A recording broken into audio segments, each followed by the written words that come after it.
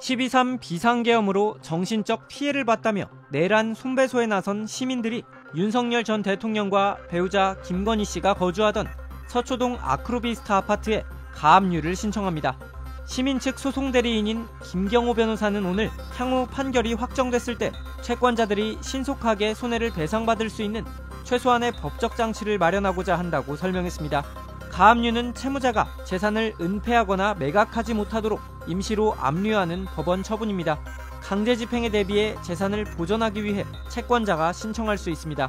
김 변호사는 신청서에 대통령 파면과 구속, 자신을 향한 수사와 거액의 민사소송 등 중대한 사법적 위기 상황에서 장래의 강제 집행을 면탈할 목적으로 유일한 주유재산인 아크로비스타 아파트를 매매, 증여 등으로 처분하거나 은닉할 개연성이 매우 높다고 적었습니다.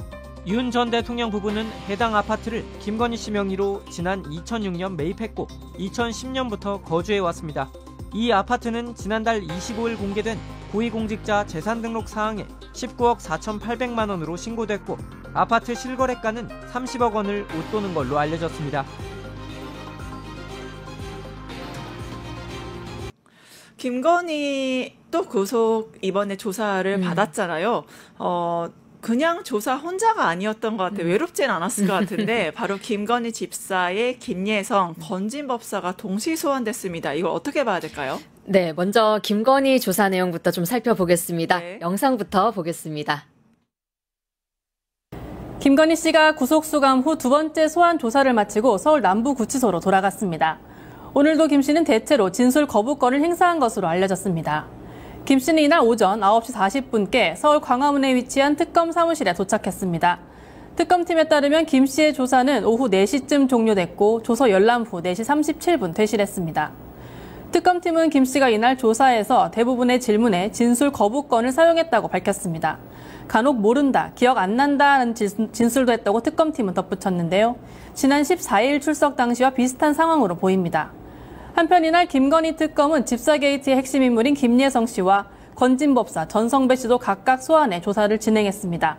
다만 김건희 씨와의 대질 신문은 하지 않았습니다.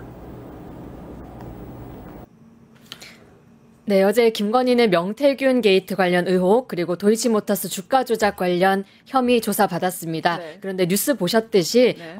대부분의 질문에 답을 하지는 않았다고 합니다. 특검은 내일 20일 오전에 다시 나오라고 통보했는데요. 네. 김건희는 사흘 동안 식사를 제대로 못하고 있다면서 하루 쉬고 바로 나오는 거는 불가능할 것 같다는 입장입니다. 하긴 지은 죄가 너무 많으니까 밥이 넘어갈 리가 있나 싶긴 한데요. 우리 뉴스토마토 뉴스 영상에 사람 사는 세상님이 이렇게 댓글 남기셨어요. 네. 몽둥이가 약입니다. 아, 몽둥이가 양이다. 네, 봐주지 말고 수사 이어가라라는 뜻 같습니다. 한편 전성배 그리고 김혜성 씨도 어제 조사 나란히 받았는데요.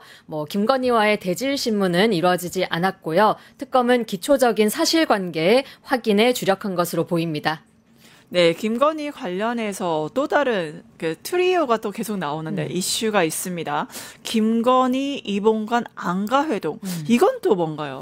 네, 민간인인 김건희가 군사 비밀시설인 대통령 안가까지 사적으로 유용했다라는 의혹이 추가로 드러났습니다. 서희건설 이봉관 회장이 제출한 자수서에 보면요. 작년 삼청동 안가에서 김건희를 2번이나 만났다는 겁니다. 네. 이 회장은 윤석열 당선 직후에 그 나토 3종 세트로 불리는 여러 선물들을 건넨 인물이고요. 이후에 김건희 특검법 통과되기 전후로 목걸이를 다시 돌려받은 것으로 추정됩니다. 네. 그런데 목걸이를 돌려받고 나서도 김건희와 수차례 소통을 했고 이 김건희가 마음의 위로를 얻고 싶다면서 이 회장을 안가로 불려들었다는 겁니다.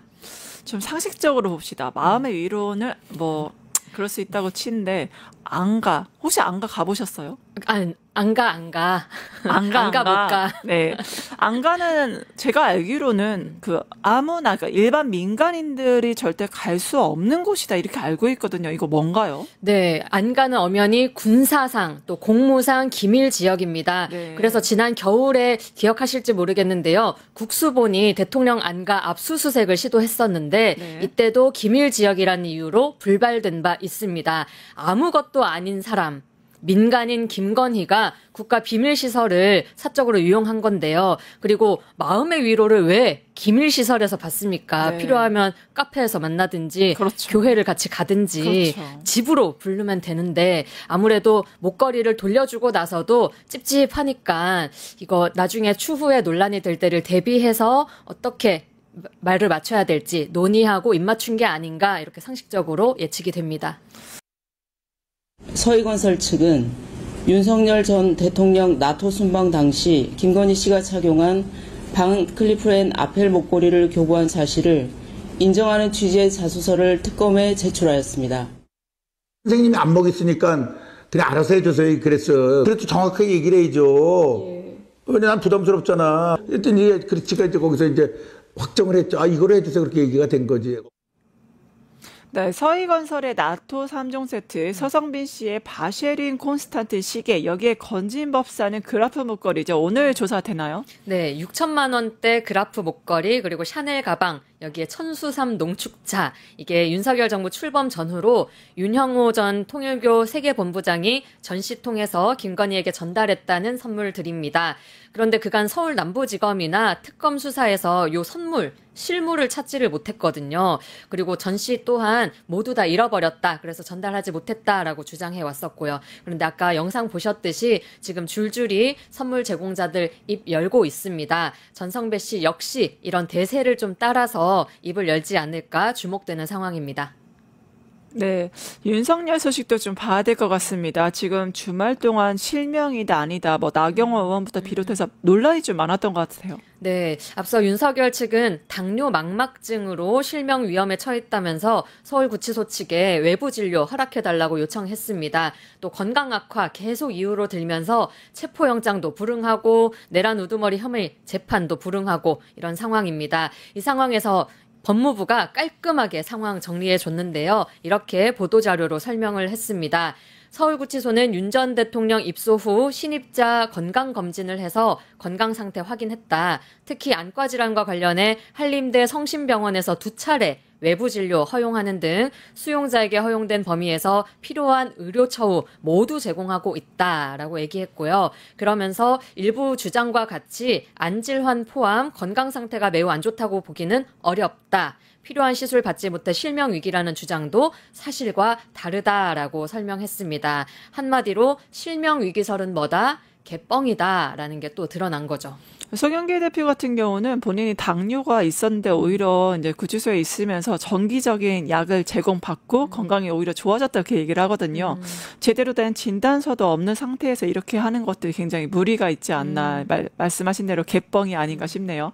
관련해서 나경원 판사 출신인데 또 이런 말을 보탰다고 합니다. 네, 정신 못 차리고 있습니다. 페이스북 글에서 구금 중인 윤석열이 실명 위험 상태다라면서 전직 대통령에 대한 일말의 예우, 대한민국 국격에 맞는 일이냐라고 비판했습니다. 특히 안과 진료 받으러 갈 때 수갑도 채우고 전자발찌도 채웠다는데요. 이 점을 두고 전직 대통령에 대한 내란몰이, 인권 탄압, 망신 주기 등 정치 보복의 끝판이라고 했습니다. 법무부가 이 부분 관련해서도 또 명확하게 정리해 줬는데요. 원래 외부 진료 나갈 때 수갑 등에 조치하는 거는 관련 법령상 어떤 통상의 조치다라는 겁니다. 아직도 전직 대통령 운운하면서 특혜를 바라고 있는 건데 절대로 허용하지 말고 지금처럼 또 남들처럼 그대로 하는 거 적극 찬성 여론 많을 것 같습니다. 네, 다음에 또 국민들이 움직였습니다. 뭐 손해배상 소송이 있다던데 그게 뭔가요? 구체적 내용 소개해 주시죠. 네, 지난달에 법원이 윤석열 계엄 선포로 인한 시민 피해를 인정해서 네. 100여 명에게 10만 원씩 배상하라 이런 판결 내렸던 거 다들 기억하실 텐데요. 네. 오늘 또 소송이 있습니다. 이번에는 시민 1만 1천 명이 윤석열, 김건희 부부에게 공동으로 계엄 책임을 묻는 손해배상 소송을 내기로 했습니다. 네. 김건희가 공동 피고인이라는 게 굉장히 흥미로운 지점인데 자세한 설명 부탁드립니다. 네, 원고 대리 변호사는 네. 윤석열이 저지른 불법 행위의 핵심 동기가 김건희 특검을 저지하기 위한 사적 목적에 있었고 이 피고 김건희가 내란 공범들과 소통하면서 범행에 적극 가담했기 때문이라고 그 배경 설명을 했습니다. 그리고 김건희랑 노상원 간에 비화폰 통화도 밝혀진 바 네네네. 있잖아요. 변호사는 국가의 공적 자산인 비화폰을 사적으로 이용해서 네. 내란 공범들과 직접 소통한 점 역시 공동 책임 이유가 된다고 말했습니다. 이번에도 1인당 10만 원입니다.